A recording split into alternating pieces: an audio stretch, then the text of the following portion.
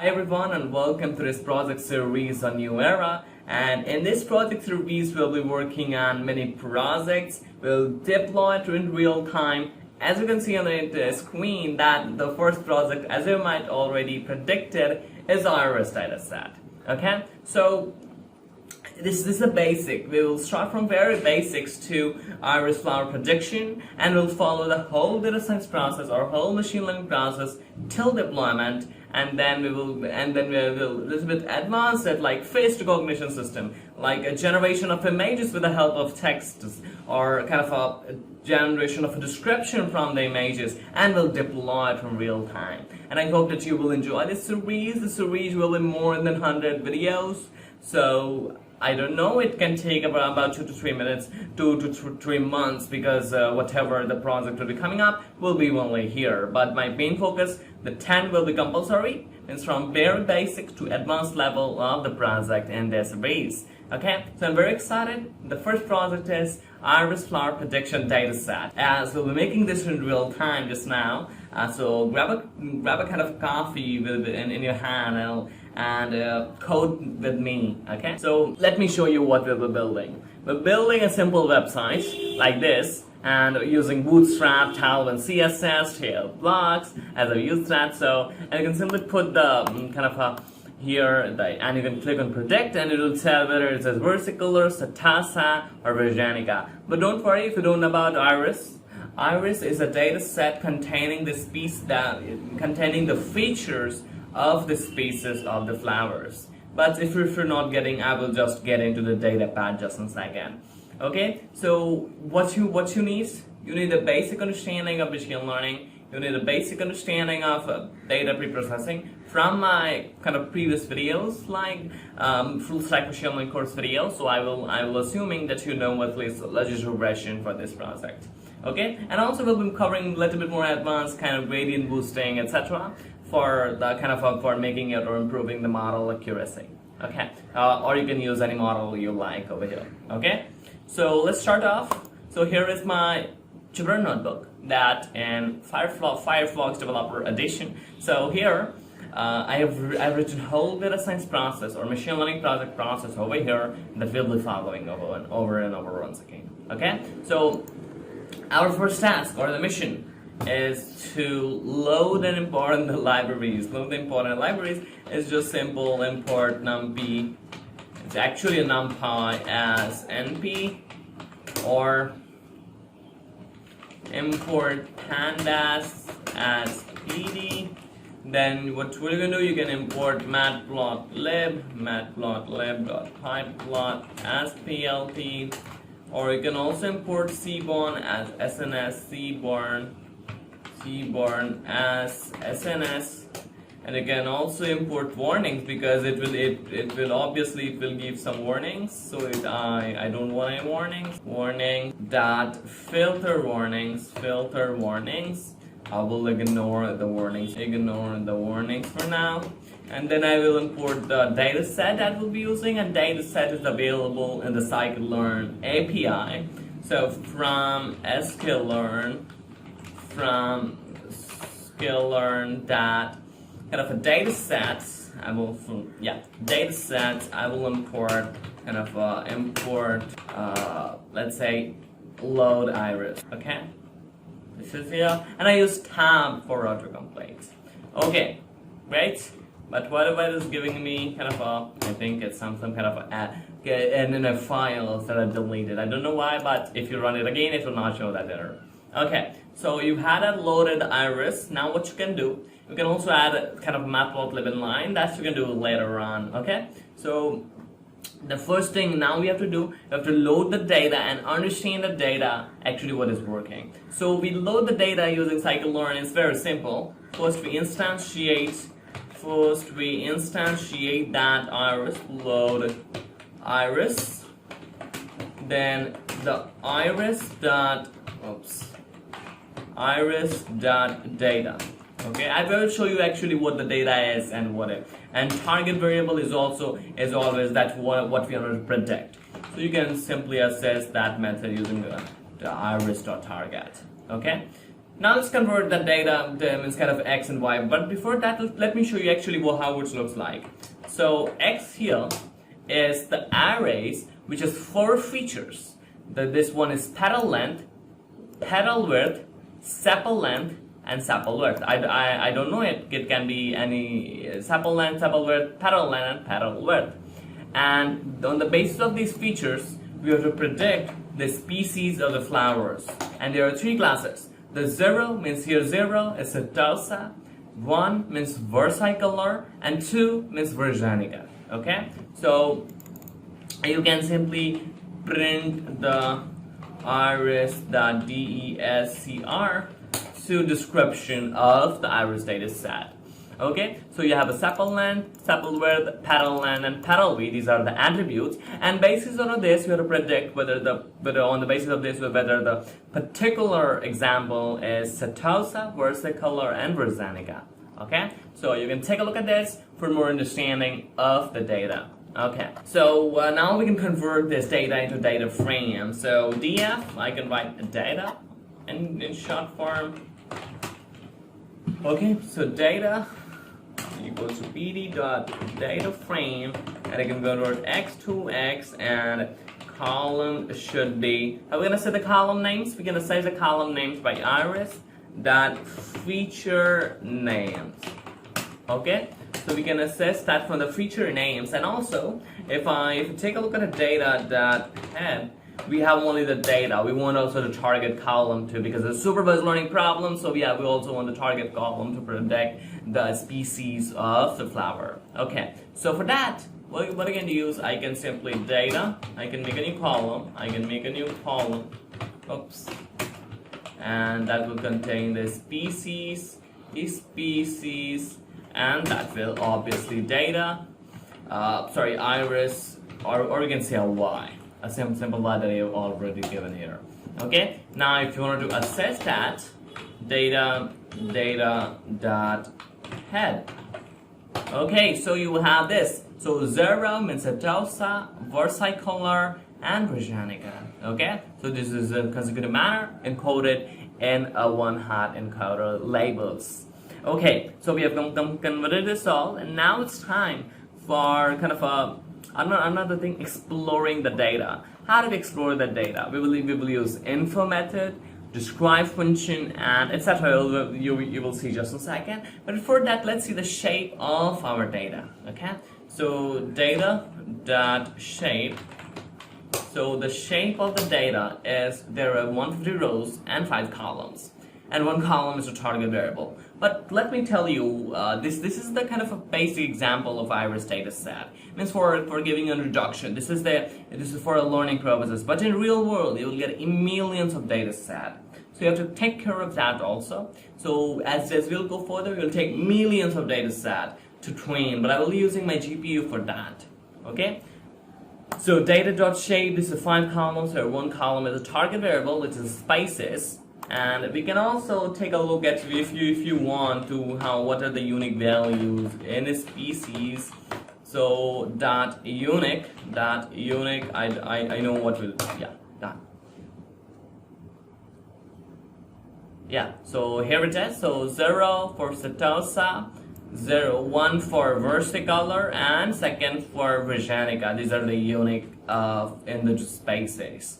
Okay, we can also take a look at a data.info. What is the type? What is is there any non-null? And what is the d type of the particular feature? Okay, and how much memory it is consuming, etc. And also you can take a look at the describe. Means it is a numerical, so it is very useful to say the discrimination method. So you can see over here that we have a total count 150 rows. And we have a mean of what? Standard deviation in sepal length, with respect to each other.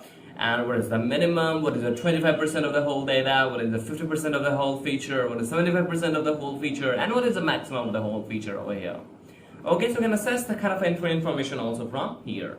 And I think that you got a very really intuitive idea on the basis of sepal length, sepal width, petal length, petal width. We have to make the function f of x to map the function y. Okay? Next thing is visualizing the data. So how to visualize the data? So first of all, we will see if the data is read or not. Means we will check what is the kind of examples for each training example. Let me show you what do I mean with this term, the instances per class. So let me plot it, sns.countPlot, and it will take only species. Okay, so df is not defined. Oops. Okay, so you can see over here that we have a total of 50 instances for Setosa, 50 instances for versicolor, and 50 instances for Virginica. Means they all have equal training examples for each class. So let's say there is the number of examples for Setosa, let's say 20, and number of examples for versicolor, which is 120, and next will be kind of let's say 120 plus then 10 example for Virginica. So this is data execution. We have more data of the versicolor, we have less data for Virginica. That this creates a problem. Okay, but if we're not getting, you can see over here that we have an equal number of training examples with respect to each class. Okay. Okay. Next, we'll plot the grids for every species. So let me tell you what do I mean for this term. For this term, I mean that let's say sns.facet grid, and then the size will be 0.3, and aspect 0.2.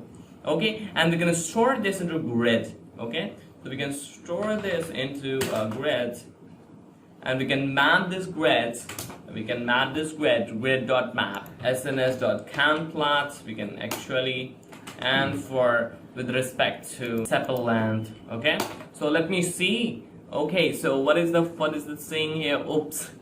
What happened? The aspect should be, let's say, 1.6. Okay, great. So we have a total of this tells you like let's say that how many number, let's say there is 6.5 the centimeter of flowers has the lowest kind of thing, and 2.6 centimeters flowers has the highest of Setosa, and in that way for sepal length for Virginica and versicolor. You can take a look at this. So it says it's maximum, lower, etc. form from this diagram, and we can do for each and every feature. So we can do for sepal width, also, and you can do for particularly for petal length and petal width. Okay, so I can do for petal length with respect to species. So I'm just doing for petal length and petal width. Okay, let me write the spelling. Done. So you can see that you can get enormous information from these visualizations. So we have done with visualization. Now I hope that you have better understanding of visualization, how we actually proceed further, and how much way we can do for proceed further. Now the next thing is that let's take a look at, is there a null values into this? So my way to take a look at the null values is to just is null, and we sum a lot for each and every features dot sum. It's just my way for taking a look at the null values and the particular features. Okay, the next thing we have to do is then we have to define the data for model development. So we have a total of 150 row kind of a size. So what I can do, I can simply from sklearn.model selection, I can import model selection, I can import train test split, and after that I can say train and x test and y x test and y train and y test. Okay, I can do this, and I can provide x and y as we have made above, and test size equals to 0.3, and the random state equals to kind of let's say 42. Okay, done. Okay, great. So we have splitted our data. Now we can take a look at the shape of these. Print the x-train dot shape. It should match to y-train dot shape, y-train dot shape. and in the same way you can do for you can do for kind of a X test, and you can do for Y test. Okay, so here you can see that we have a total of 105 for particularly for training and 45 for testing our data. Okay, great. Now I only want one, not a 30% of the whole data, so I can use that for whole training, and now it looks good. Okay.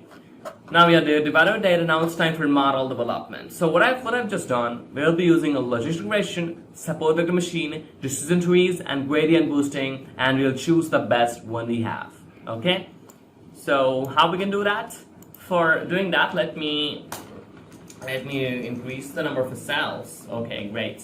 So what I can do over here, that I can simply write, let's say, from for importing sklearn dot tree. Oops, not, it's a linear model. Import logistic regression, and also I can import, let's say, support vector machine from svm. sklearn.svm, import svc, and from sklearn dot, let's say we have a tree, so I'm gonna tree, import the decision tree classifier, and from sklearn dot, let's say, ensemble, I can import gradient boosting. Okay, gradient boosting classifier, done. Okay, and we'll store this with some hyperparameter into our favorite dictionary. Okay, so I can store whole models into a dictionary. So let me do that. Logistic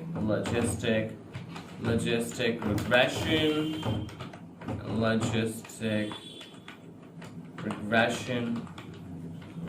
Okay, and here we can instantiate the logistic regression, and with a random state of 42. Okay.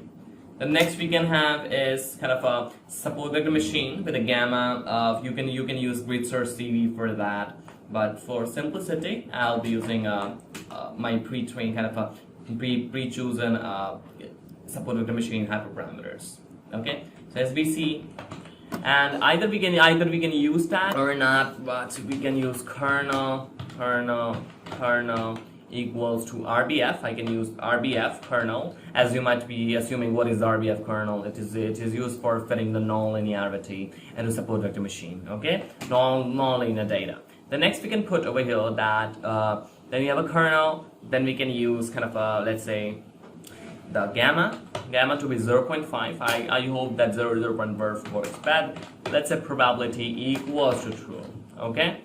The next we can have a decision trees, but I think decision trees does not work well onto the. But let me see what will happen. To either it is we have only, okay, so let's go with a 1 and a random state to 42. Okay, so these are, we are doing some hyperparameter representation, and for gradient boosting it's just the same. We will be using, I have used kind of a grid source CV for this, for getting me a good kind of a parameters for hyperparameters for this. Okay, but I urls.py as a reference, but I delete that cell. Okay, that increases your experience that you know hyperparametric representation. Okay, so this is a tip, so you can use grid source CV and remove grid source CV. Okay, and I didn't recommend for beginners who are showing a resume. Okay. So now what you can do, you can simply gradient boosting, and it takes some kind of a max step to 1, and estimators equals to 3 learning rate to be 1.0, and random state to be 42. This is what whole process is, and now we have model, and now we can iterate over each and every space, and we are good to go. Okay. And let me run this. Let me see what's actually the error is. Learning rate. Learning rate. Okay, I haven't given the comma here. Okay, So we have done with this. Now what I can use? I can make a loss function that will give me the precision, recall, and the accuracy of the particular model. Okay. So first of all, I have to from sklearn.meet. I have not trained till now. I will train it just in a second. But before that, let me make some loss function that will calculate precision, recall, and some accuracy. Okay. So that we can get to know actually what is working and what is not. So I will import precision is score, recall score, accuracy score. Okay, great. So we can define loss, and there's y true, y prediction, return equals to false, means it will return kind of a loss if it's true. Then you will get to know actually what you can do over there. But the precision, recall, precision score to be given y true, actually the true label, it's a true label, and the y prediction. And then you can use average to macro, okay, because it's a binary classifier. Then you can calculate the recall. Well, then you can call recall the score. You can provide a y true, y pred, and average to macro. Okay, and for kind of accuracy, it is just simple. You can just provide a accuracy score. Let me write accuracy score is just take y true, and some this is just a mean square error.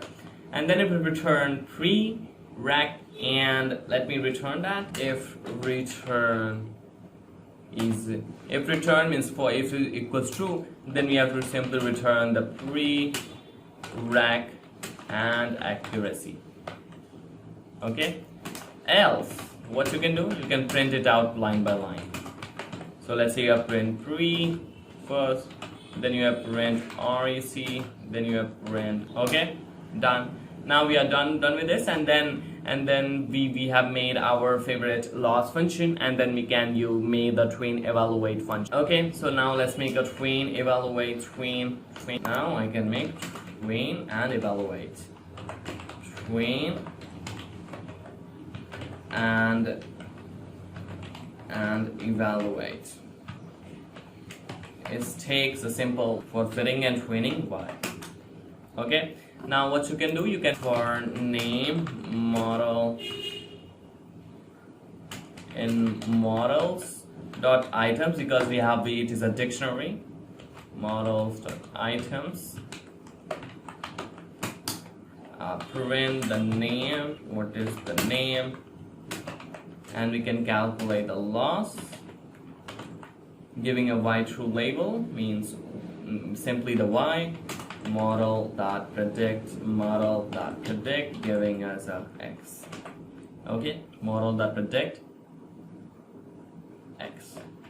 Okay, and then we can print it out simply a star times 30. So it's a line by line, and it is good to go. Okay, now it's good to go. Okay, so we can use the train and evaluate, and we can use models, our dictionary above, and x and y, or we can use x train and y train for this particularly. And then what's the error is the legit expression is not fitted, called fit with appropriate. So model dot fit, and for fitting x and y. Okay, so we have this, and you can take a look at this, how logic regression works, and how gradient boosting and support vector machine. I think this model is a little bit overfitting, but this is the basic learning process that we should understand actually how it proceeds further. And you can see over here gradient boosting is doing well, the precision is 1, kind of a close to 1, recall is also close to 1, and I think it's good. Okay, so we can use gradient boosting classifier for this model. Okay, so what we're going to use, we can again copy the same thing from here. What we have made the parameters, and we can import it. So I can make GRA and GRA.fit, and X-train and Y-train. Okay, now I think it works good, and we can use GRA.predict. So let me GRA.predict. I can provide one, let's say 1.2, 1.5, 1.6, 1.2. So okay, so it is a tosa with these per. When sepal length is 1.2, then with like this, it's giving us a tosa. It's a tosa. Okay, so now we can save our model. For saving the model, we can import joblib for this, and we can simply joblib.dump, and this is the GRA with the name of model.pkl. Okay, and we can simply GRA grade.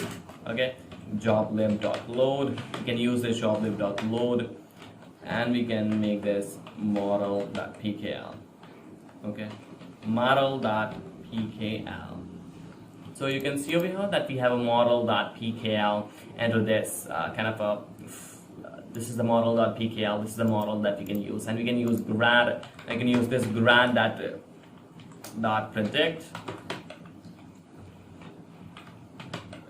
and you can use that, provide some features, and you're good to go. Okay, now we are done. Now we are done with model development part. Now it's time for getting into the coding, means actually coding the website. Okay, and connecting it to the using a Flask. Okay, so let's start off with that.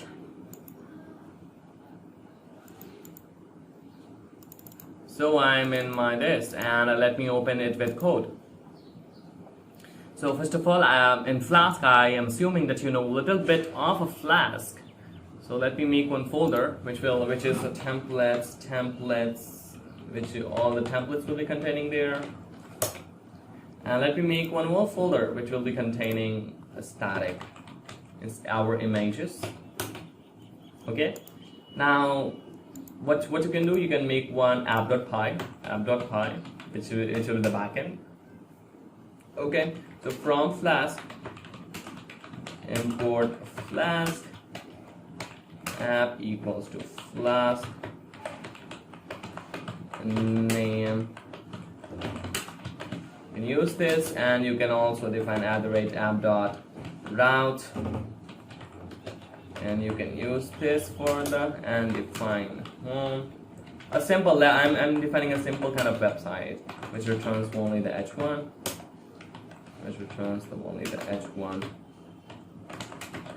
hello world. Okay, I think it looks good. I don't know why it's giving me error. Expected problem. Okay, I think I have to remove this. Yeah. Return. Oops, I have to give it a. Okay, now you can run this to check if it is good or not. Let me run this. Okay, so I have to run this if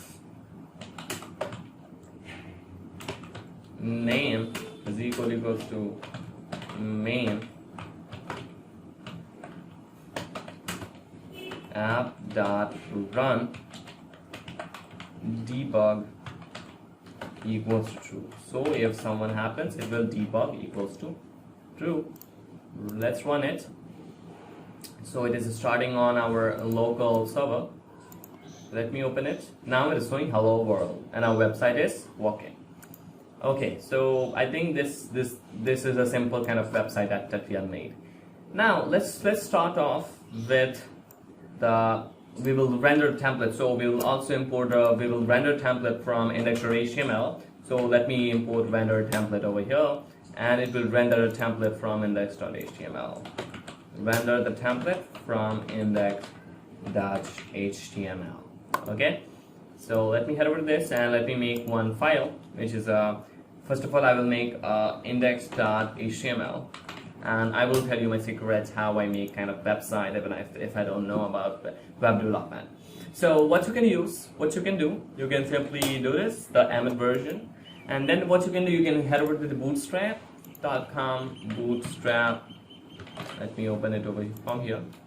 Bootstrap. Oops, showing it a boots. Bootstrap. And now if I head over to this Bootstrap, the most popular HTML, CSS, head over to docs. Simply do not do anything, just copy it under the link tab. Let me head over to this, paste it over here, okay? And again, go to here, copy this, paste it, copy this, paste it, okay? So now you have a Bootstrap CDN over here. Now again, what I recommend is I will using a CSS of Talvin CSS. So you can go there. Let me go to there and I will include CSS from there. So I will click on get started and then I will go to the installation. Then I will go down and CDN, I will find for CDN, here it is. So you can include that CSS over here. Now, got, okay? It looks good. Now you are done with the kind of a backend part, means whatever you can use from it, simply copy paste. Okay, so now we can use for help.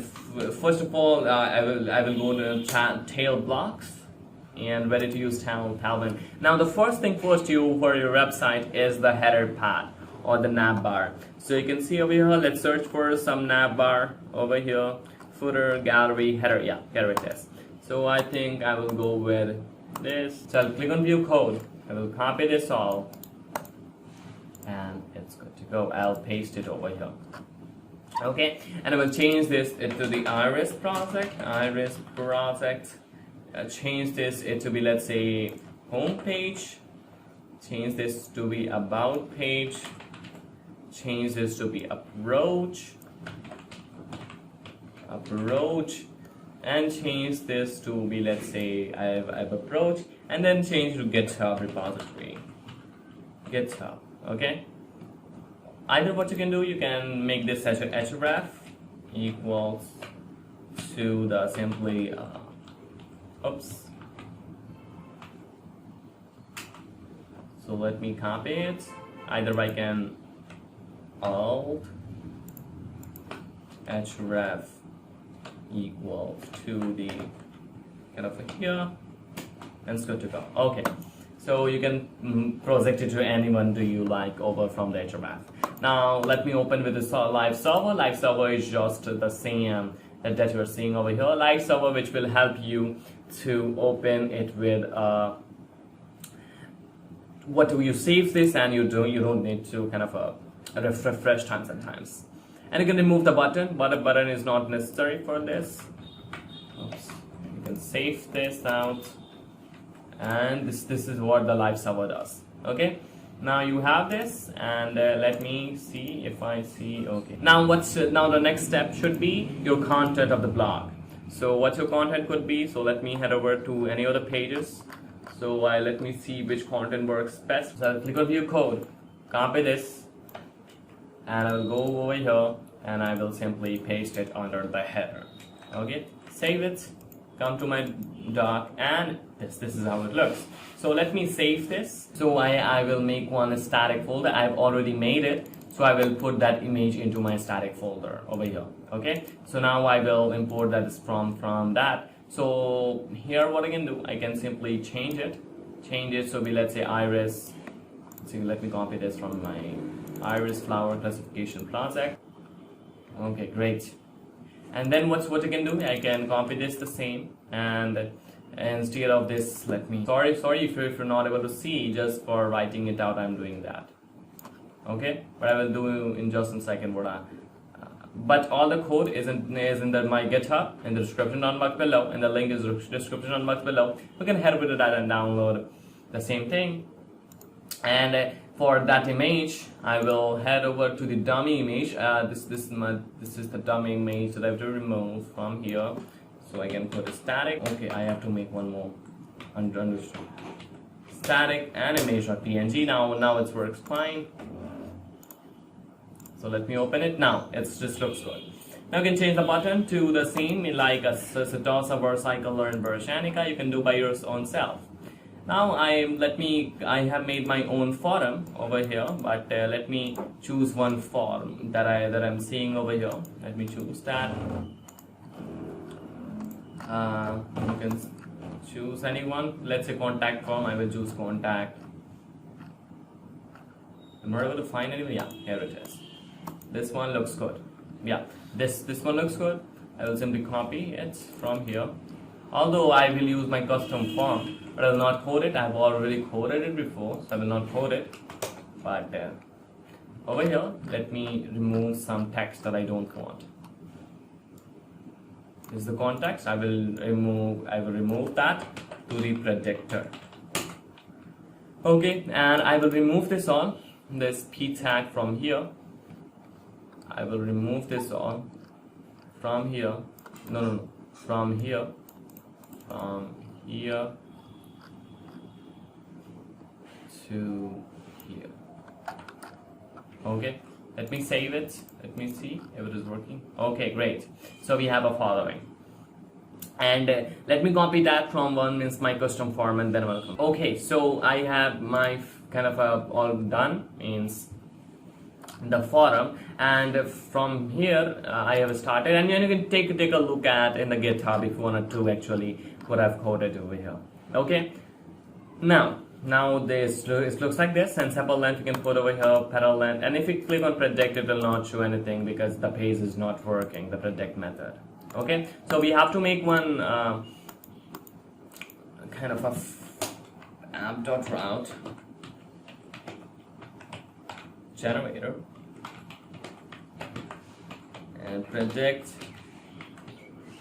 Okay, and the method it will be methods. It will be get and post. Okay, it will be get and post, and it will define predict, and it will get the forms means kind of a from the it will get the sepal length, sepal width, and sepal petal width. So it is out of running time. So I will pause this for you, and then I'll come back after writing that all. Okay, so I have done that, and you might be saying here you should have the request.method equals to post. What I've done, so you can import the request library. This is the request library, requests, and now it's okay. Now I have let me make one utils.py in which I will make one utils .py,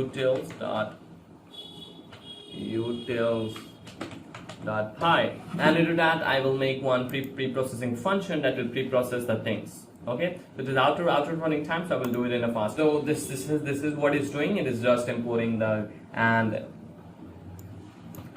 So this is what is all doing, and it's just pre-processing the things, and then it is what doing the same, and prediction equals to train model that predict, and this is what the whole process or whole scenario looks like. Okay, now I can simply call this as I've called over here. Now I can import the utils over here, utils.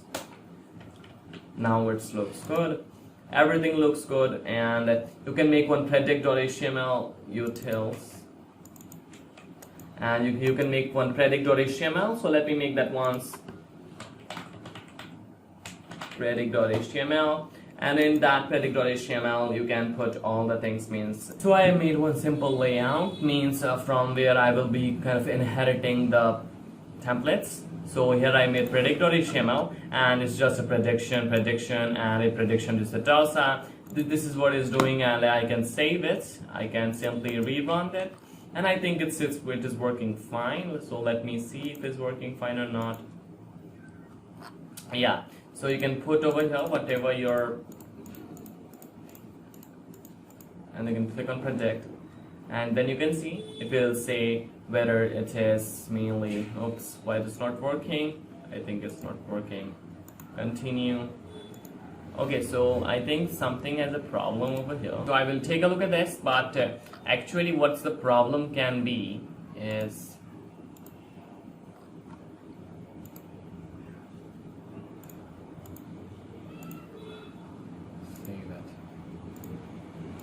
actually the layout was not clear, so let me rerun it. I hope that this time it will work fine.